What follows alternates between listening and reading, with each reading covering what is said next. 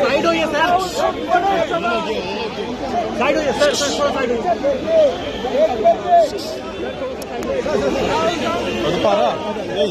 Delhi Jantar മന്ദറിൽ CJP നടത്തുന്ന പ്രക്ഷോഭത്തിന് ഐക്യദാർഢ്യം പ്രഖ്യാപിച്ച രാഹുൽ ഗാന്ധിയുടെ നേതൃത്വത്തിൽ ഡൽഹിയിൽ സമരം. സമരത്തിന് ഐക്യദാർഢ്യം പ്രഖ്യാപിച്ച് കേരള മുഖ്യമന്ത്രി VD സതീശൻ ഉൾപ്പെടെ കേരളത്തിൽ നിന്നും നിരവധി നേതാക്കൾ ഡൽഹിയിലെത്തി. പ്രക്ഷോഭത്തിന് ഐക്യദാർഢ്യം പ്രഖ്യാപിച്ചുകൊണ്ട് രാഹുൽ ഗാന്ധിയുടെ നേതൃത്വത്തിൽ കോൺഗ്രസ് നേതാക്കളും ഡൽഹിയിലെത്തിച്ചേർന്നു. കേരള മുഖ്യമന്ത്രി VD സതീശൻ ഉൾപ്പെടെ കേരളത്തിൽ നിന്നും നിരവധി നേതാക്കൾ ഡൽഹിയിലെത്തി. ജന്തർ മന്ദറിൽ കോക്രോച്ച് ജനതാ പാർട്ടി സംഘടിപ്പിച്ച സൻസദ് ചലോ പ്രക്ഷോഭത്തിന് നേരെയുണ്ടായ പോലീസ് നടപടിയിൽ ഗുരുതരമായി പരിക്കേറ്റ 22 വയസ്സുള്ള വിദ്യാർത്ഥിനി നിലവിൽ ICUവിൽ തുടരുകയാണ്. റാം മനോഹർ ലോഹിയ ആശുപത്രിയിൽ വെന്റിലേറ്ററിന്റെ സഹായത്തോടെയാണ് വിദ്യാർത്ഥിനിയുടെ ജീവൻ നിലവിൽ നിലനിർത്തുന്നത്.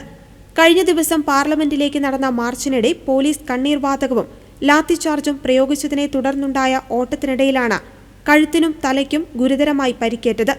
പരീക്ഷാ ക്രമക്കേടുകൾക്കെതിരെ സമരം ചെയ്ത യുവാക്കൾക്ക് നേരെ ഡൽഹി പോലീസ് കടുത്ത അതിക്രമമാണ് നടത്തുന്നതെന്ന് പ്രതിപക്ഷ നേതാക്കൾ ആരോപിച്ചു.